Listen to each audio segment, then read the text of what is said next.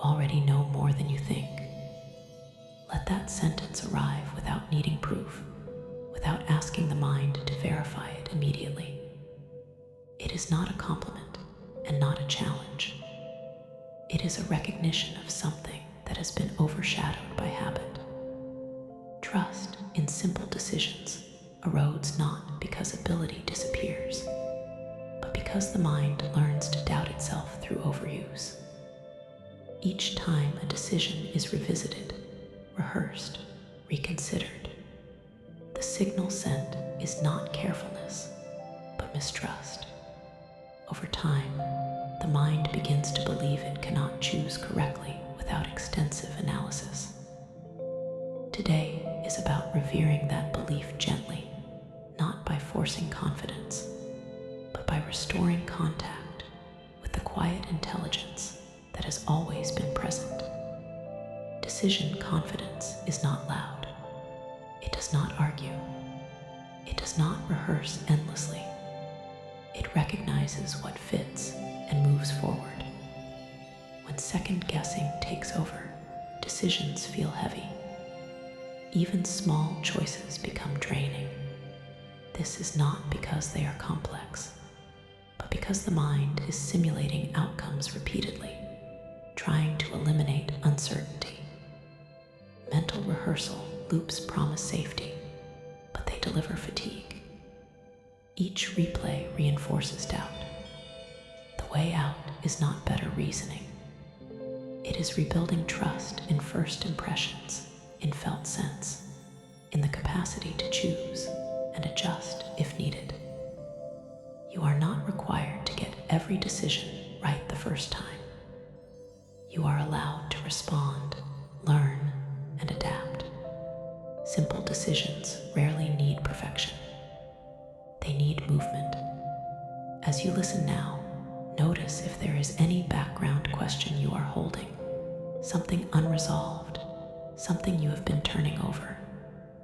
You do not need to answer it. Just notice how the mind holds it, with tension, with checking, with comparison. That tension is the cost of mistrust. Trust feels different. Trust feels like settling, like choosing and letting the choice be. The mind has likely learned to second guess, because at some point, mistakes felt costly. Perhaps criticism followed. Perhaps consequences felt amplified. The mind adapted by trying harder to predict outcomes. That adaptation was understandable. Now, it may no longer be helpful.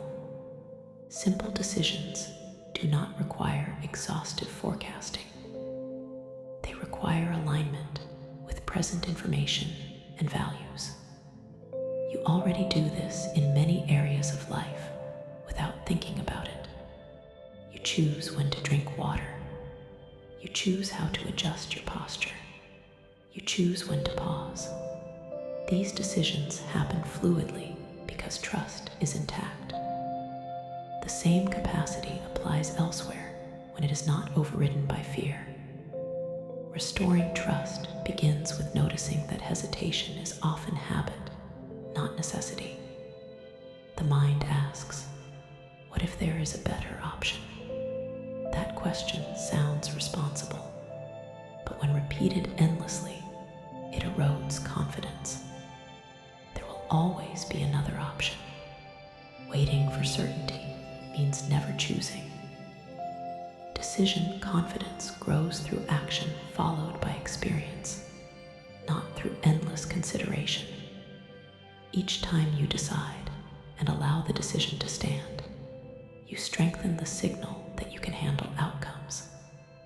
This signal calms the nervous system. Calm improves judgment. Judgment improves outcomes. The cycle reverses. Right now, you can practice by allowing attention to rest on the feeling of being here, choosing to stay with this experience rather than evaluating it. That choice is simple. You make it without rehearsal. Notice how it feels to choose and settle. That feeling is trust, need reinforcement.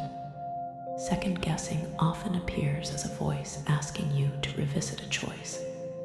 Did I choose correctly? Should I reconsider? That voice is not intuition. Intuition does not repeat. It signals once clearly, then moves on. Repetition belongs to anxiety. Learning to distinguish the two is key. Intuition feels grounded, brief, and calm.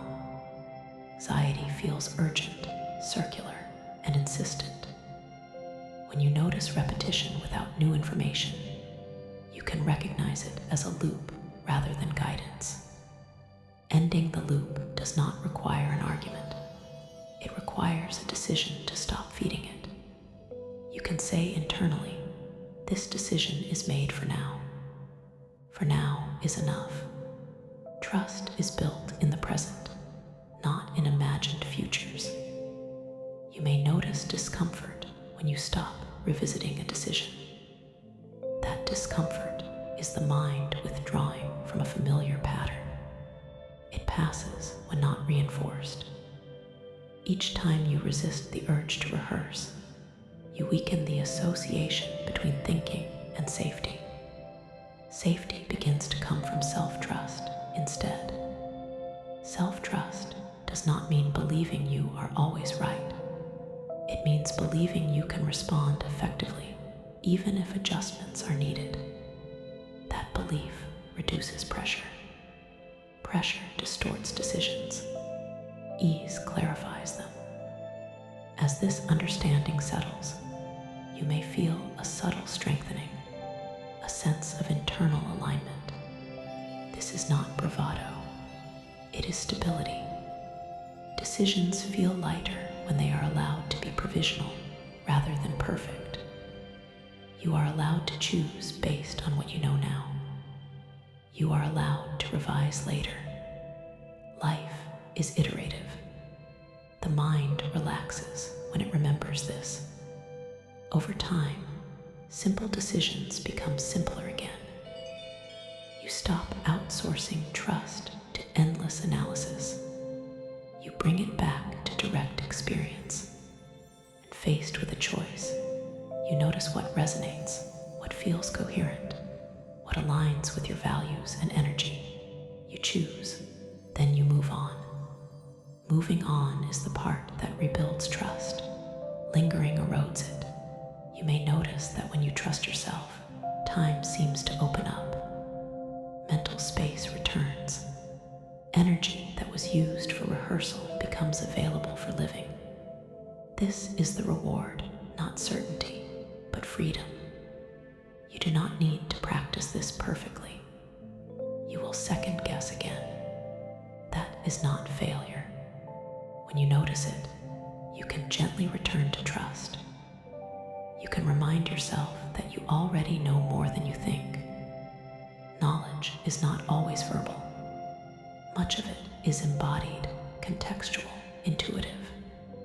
It emerges when you stop demanding guarantees. As this session continues, you may feel a quiet confidence growing, not tied to any specific decision, but to the process itself. Confidence in your ability to choose, experience, adjust. That confidence reduces anxiety because anxiety feeds on the belief that you must get it right the first time. You do not. You need to engage honestly and respond flexibly. That is enough. Restoring trust in simple decisions is not about becoming decisive in a dramatic way.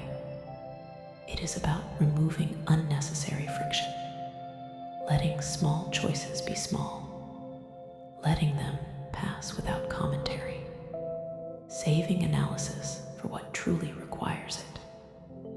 Over time, this recalibration changes how the mind operates.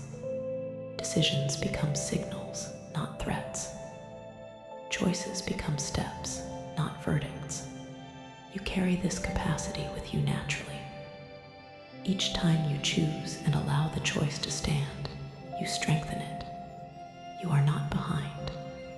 You are relearning something that was always yours. Trust does not need to be built from nothing. It needs to be uncovered. And right now, as you listen, as you notice, as you allow, that uncovering is already happening.